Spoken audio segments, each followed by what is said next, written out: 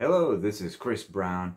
Thank you very much for checking out my YouTube channel. If you have not done so, please subscribe to this YouTube channel, Chris Brown Trumpet, for more informational videos and helps, as well as check out my website, Chris Brown Trumpet, where you can find additional resources, especially on my resources page. Feel free to reach out to me if you have any questions at any time. I look forward to hearing from you as we all embark on this awesome journey we have called the musical journey, learning about how to play the trumpet and just learning about how to be better musicians. Today I'm going to talk to you about something, a tool that you can use in your improvisation. And this is a scale. This is a scale that has been developed. Really, the great David Baker, who was my mentor, Frez Whitted's mentor, and a legendary educator who I got to meet, I got to briefly talk to, and learn a lot of things from. I didn't get to personally study with him where I actually initially wanted to, but I got to learn from him through master classes and different things. He coined this scale, the Bebop Scale. And the Bebop Scale, in particular the Bebop Dominant Scale, is what I want to talk to you about today. So what is the Bebop Dominant Scale? How can I use it in my improvisation? So I've talked before about the blues scale and other scales, as well as chords in that, but today we're talking about the Bebop Scale, how to learn it and how to employ it. So the Bebop Scale simply is an 8-note scale, and it's developed so that you can play eighth notes over a measure. That makes playing a scale even, and you can play even eighth notes, which is what the bebop players like Charlie Parker, Dizzy Gillespie, Thelonious Monk, this is one of the tools they use. They didn't necessarily call it the Bebop Scale, but they use this tool of playing 8 notes over a particular measure, eighth notes, or obviously if they did 16th notes, they would double that, 16 notes over a measure. So what is the Bebop Scale? What are the notes that is formed? And the Bebop Scale, dominant Bebop Scale, is formed from the five of the chords. So if you're in B-flat blues, for us trumpet, that is, I would be in my C blues. I have a C7 chord. That is a dominant chord, the 5 chord. It's the 5 of the 1. It's a dominant chord of 1. So the chord notes would be C, E, G, B flat. So that is a C dominant chord. And in this particular scale, or this particular key, C blues, I could use the C dominant bebop scale. So what are the notes of that scale? It's all of the notes of the major scale plus the flat 7. So it'd be C, D, E, F, G, A, B flat, B, and C. So you can think of it as the major scale plus flat 7, or you could think of it as a dominant scale plus the major 7. So whichever way you want to look at it. So if we look at it from the major scale, we think of it as a major scale plus the flat 7. We got C, D, E, F, G, A, B flat, B, C. So play that together.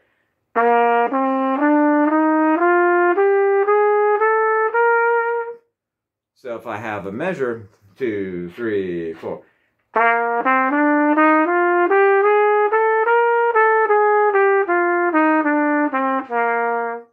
So I played the scale up and down. So C, D, E, F, G, A, B flat, B, and C. So that is a dominant chord or dominant scale. The major 7 is the passing note in this case. So this is called the bebop dominant scale. When do I play it? I can play it over a dominant chord. So in blues, the C7 chord is when I can play it. It is a great resource to play over that if you want to do connecting lines.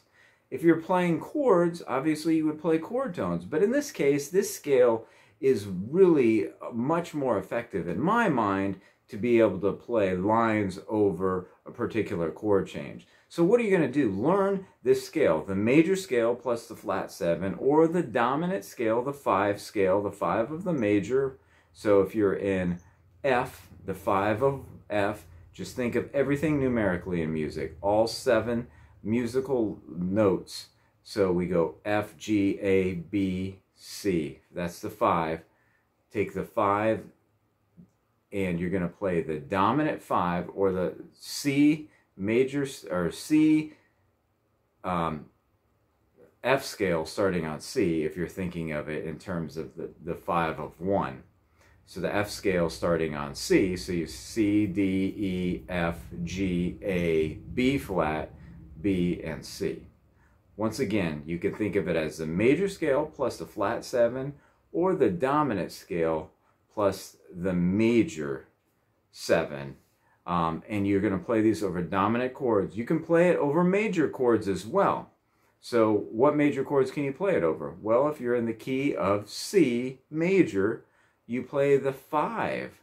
So that would be C, D, E, F, G. You play G7. So if I'm in C major, I play.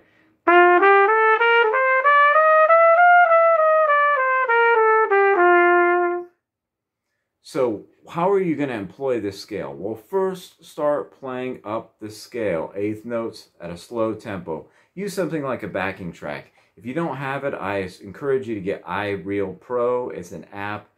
It is customizable.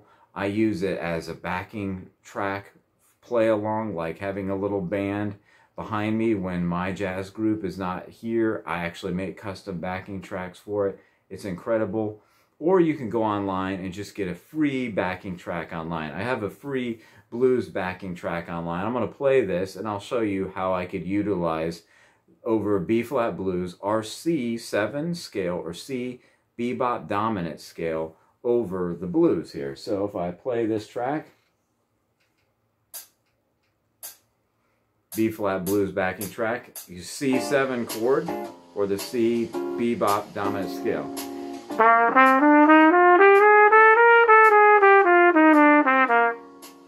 So now if you know blues changes to the 4 here, but you could use that particular scale over it, or you could change with the dominant chords that are involved in it. So you can play the C bebop scale, the F bebop scale, and the G bebop scale. So here's the 4 of the blues.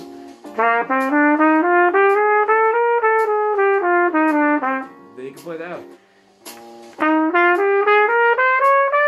Then back to C.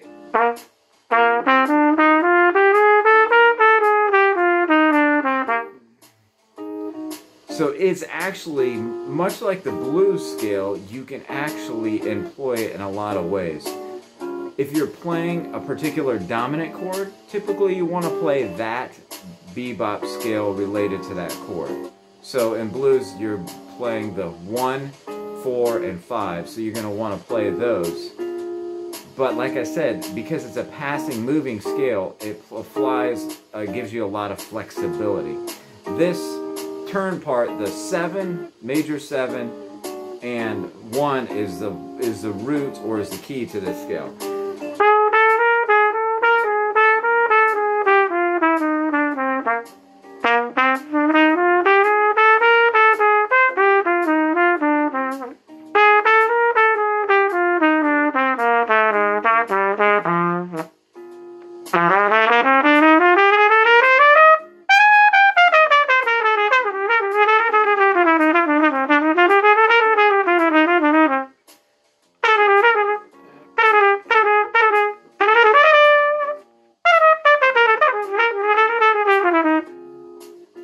I'm really just playing around with that chromatic ending to the bebop scale and adding to it, and in fact going up to the next note above it.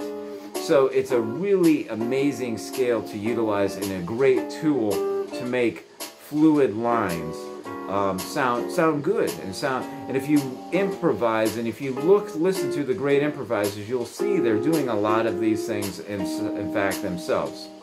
Let me get this So take this scale, learn the scale in all keys first. Learn it in every key. That will help you a lot. So start going around the circle. B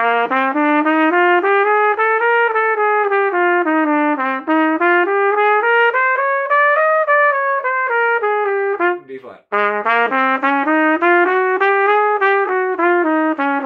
E flat.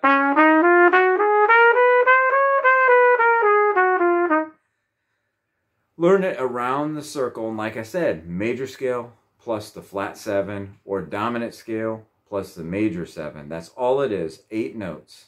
Go up and down the scale, swing it, groove, really swing. Play this scale, learn it, and then employ it over chord changes, starting with the blues.